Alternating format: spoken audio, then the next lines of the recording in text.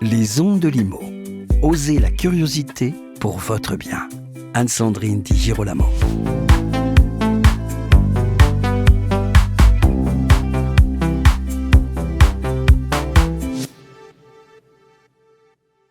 Face à la montée de la vacance commerciale et des difficultés croissantes des commerces de proximité, le sujet de l'encadrement des loyers commerciaux revient sur le devant de la scène. 2 propositions de loi récentes entendent réguler un marché qui est accusé d'être déconnecté de la réalité économique. Ces textes, dont certains ont été rejetés au Sénat, soulèvent toutefois de nombreuses interrogations juridiques et économiques. Atteinte aux droits de propriété, risque de rigidification du marché, efficacité réelle sur la revitalisation commerciale, modalité de calcul trop floue. Eh bien, pour y voir plus clair, je reçois aujourd'hui Pascal Jacot, qui est avocat et directeur immobilier chez Fidal Avocat. Bonjour Pascal Jacot. Bonjour Anne-Sandrine. Comment analyser de façon brève et synthétique le retour de cette idée d'encadrement des loyers commerciaux aujourd'hui ? Alors, avant toute chose, je tiens à signaler que mon cabinet intervient aussi bien pour les propriétaires que pour les locataires, parce qu'on reste convaincu qu'on peut trouver des solutions équilibrées dans l'intérêt des 2 parties. Oui. Et aujourd'hui, on interroge justement le juridique. Très bien. Donc, je veux dire par là que je n'ai absolument pas d'approche dogmatique ou idéologique de la question. Mon idée est purement pragmatique. C'est de voir concrètement comment ça pourrait éventuellement s'appliquer. Vous l'avez dit, ça s'inspire de l'encadrement des loyers d'habitation. L'origine, d'ailleurs, législative est la même. Et c'est une vision, en fait, de retour de l'encadrement des prix. Parce qu'un loyer, il ne faut jamais l'oublier, c'est un indicateur. C'est un indicateur, effectivement, un point d'équilibre entre une offre et une demande. Donc, cet indicateur, si vous voulez penser qu'on peut, simplement parce qu'on va l'encadrer et le bloquer à un certain niveau, résoudre la maladie, c'est comme si on bloquait le thermomètre à 37 degrés, on dirait que le patient n'est pas malade et n'a pas de fièvre. C'est vraiment un faux semblant et il faut absolument démonter cette idée-là, parce qu'en réalité, le loyer n'est que le résultat d'un flux et d'une possibilité de réaliser du chiffre d'affaires, et c'est jamais lui qui va créer le flux et qui va permettre de résoudre la vacance commerciale. C'est inverser les choses en réalité que de présenter la vacance comme la possibilité d'être réduite par le mécanisme de blocage des loyers. Après, il y a un vrai sujet sur le niveau des charges, on y reviendra, mais c'est un problème parmi beaucoup d'autres que traverse le commerce aujourd'hui. Donc il serait juridiquement et économiquement impertinent, donc non pertinent, de transposer ce modèle existant au commerce. Oui, tout à fait, parce que si vous voulez, le commerce aujourd'hui, et principalement, il souffre d'un problème d'accessibilité des villes, un problème de sécurité des centres-villes. Si aujourd'hui il y a autant de vacances de locaux commerciaux, c'est à la différence d'ailleurs des locaux d'habitation, c'est parce qu'il y a une suroffre, il y a une surcapacité de magasins, un peu comme pour les bureaux. Et en réalité, alors que pour le logement, on le sait, c'est pas le cas du tout. On manque de logements. Donc en réalité, vouloir transposer aujourd'hui le mécanisme des loyers d'habitation, quel que soit le regard que l'on peut porter dessus, critique ou considérer que c'est parfait, c'est un très bon modèle, une très bonne expérimentation, en matière de loyer commercial, c'est un non-sens absolu, parce que le commerce ne souffre absolument pas du tout des mêmes problématiques que le logement. Et notamment ne répond pas à la question fondamentale qu'aujourd'hui on a pour tout commerçant, qui est la concurrence de l'e-commerce, qui est les transformations des méthodes de consommation, qui est la faillite de chaînes, notamment dans le prêt-à-porter lié au remboursement des PGE, et surtout une question d'aménagement du territoire, c'est-à-dire comment dans nos villes nous allons pouvoir assurer un flux et une sécurité de la part des chalands. On a voulu interdire l'accès de nos centres-villes. On ne permet pas aux gens de stationner dans ces centres-villes. Donc en bloquant le flux, comme beaucoup de politiques publiques l'ont fait ces derniers temps, eh bien, ils ont créé ce problème aujourd'hui qui existe de vacances commerciales et ce problème qui est propre au commerce de proximité et à mon avis, il faudra un jour résoudre en prenant les bons moyens et certainement pas en bloquant les loyers de manière arbitraire. Oui, Sans compter le principe de liberté contractuelle et les principes du droit des obligations. Vous avez raison. Alors en plus, en loyer commercial, si vous voulez, vous n'avez pas que en baux commerciaux, vous n'avez pas que le loyer comme justement point d'équilibre entre l'offre et la demande, puisque les locaux vont aussi dépendre de la surface, de la destination des locaux. Sur la même rue, vous pouvez avoir des valeurs totalement différentes et vous n'avez pas la même uniformité qu'en matière de logement. Et donc, vous avez des facteurs locaux de commercialité, vous avez des prix de voisinage, vous avez un certain nombre de critères qui sont d'ailleurs posés juridiquement dans le cadre du statut des baux commerciaux et sur lesquels vous pouvez agir. Là où pensez aujourd'hui que le loyer est le remède contre la vacance est franchement méconnaître la réalité aujourd'hui du commerce. Méconnaissance qui est donc incarnée dans le principe de loyer de référence qui serait en plus fixé par des observatoires locaux. Alors voilà, on se demande bien, on voit le problème aussi pour les locaux d'habitation. Oui. C'est très compliqué de déterminer déjà un loyer de référence en matière de bail d'habitation, c'est très critiqué.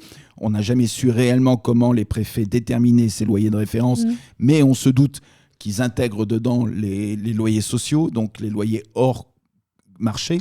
En matière commerciale, on aura encore plus de difficultés puisqu'il n'y a pas qu'un loyer de référence. Il faut bien le comprendre. Il y a une valeur locative de marché, il y a une valeur locative de renouvellement qui est elle-même fixée selon des critères juridiques différents.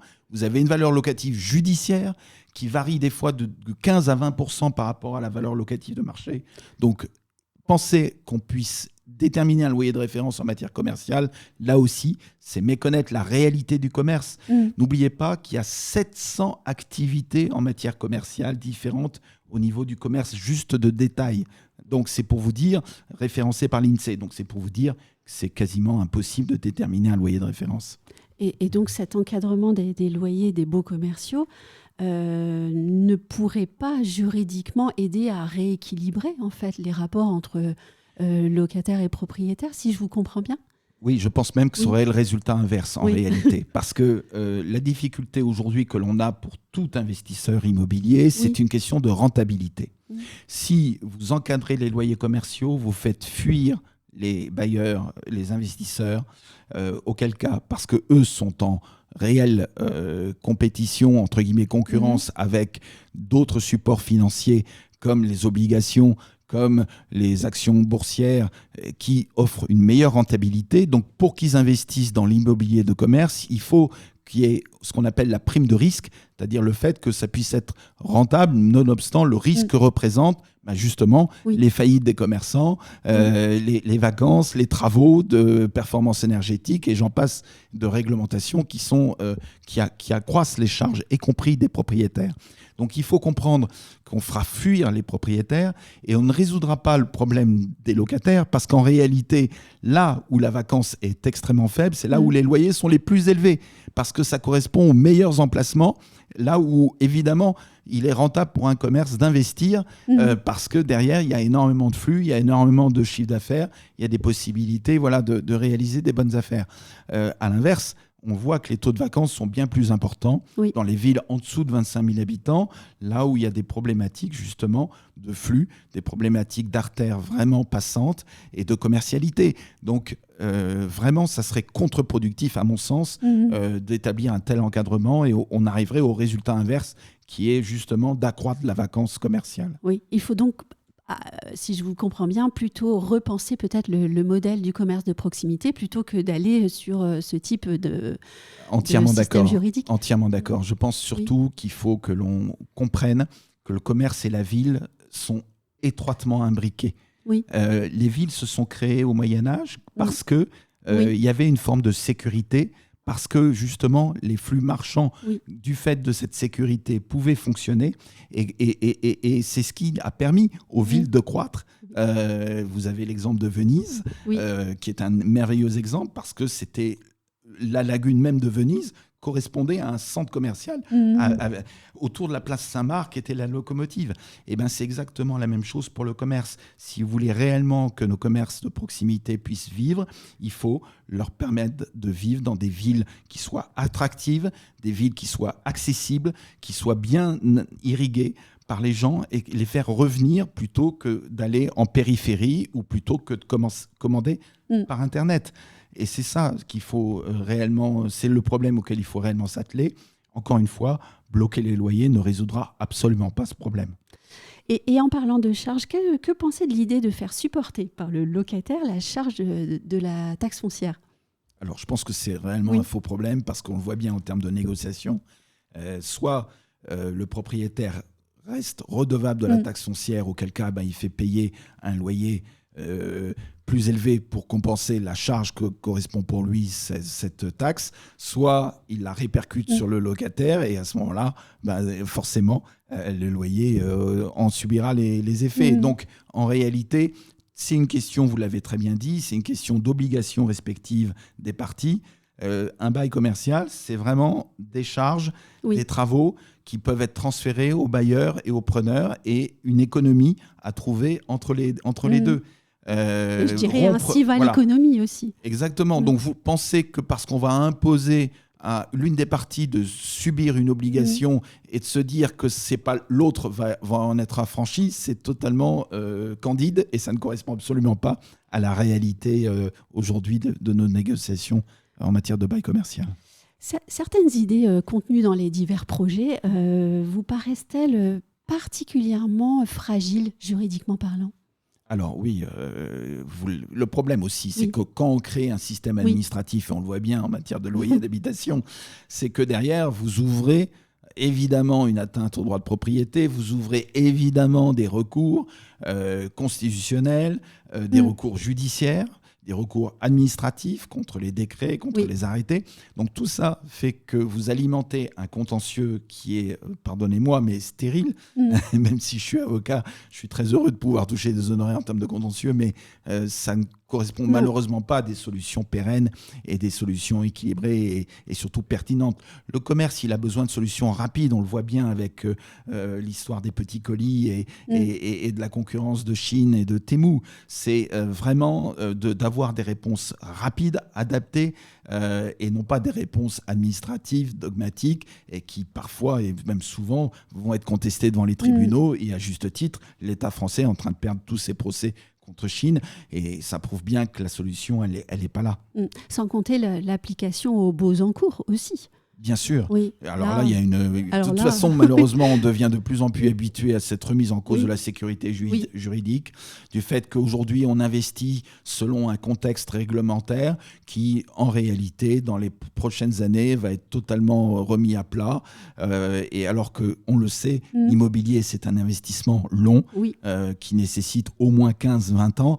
Et donc, en réalité, de changer tout le temps de ce contexte réglementaire, vous le dites, enfin, vous le voyez très bien, ça aboutit à beaucoup de pertes de valeur et beaucoup de gâchis. Et alors, et si un encadrement des loyers des baux commerciaux était adopté un jour, quels seraient selon vous les effets concrets à court terme ? Alors, à court terme, je pense que déjà, ça ferait fuir les bailleurs, très nettement. Ça les découragerait. Bien sûr, on le voit bien avec l'encadrement des loyers d'habitation. À partir du moment où vous avez des loyers d'habitation qui sont encadrés, les bailleurs, soit ils vont vers le logement meublé, voire le logement touristique type Airbnb, soit ils vont vers d'autres supports, les actions, les obligations, où ils vendent. Mais en aucune manière, ça permet de résoudre la crise du logement. Et là, c'est la même chose en matière de bail commercial.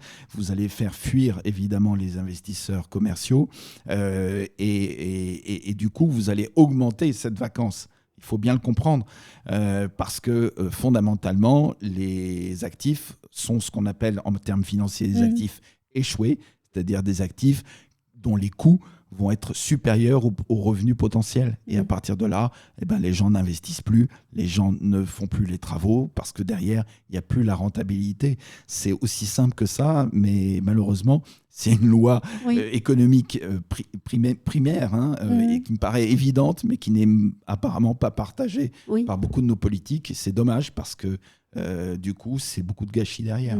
Et donc derrière une bonne volonté, il y a L'enfer est pavé de bonnes intentions, on le sait, Sandrine. Et je pense que c'est l'exemple type, effectivement, de mesure qui paraît sensée en se disant chouette, on va pouvoir baisser les charges et on va pouvoir aider nos commerces de proximité, alors qu'en réalité, le remède serait vraiment pire que le mal.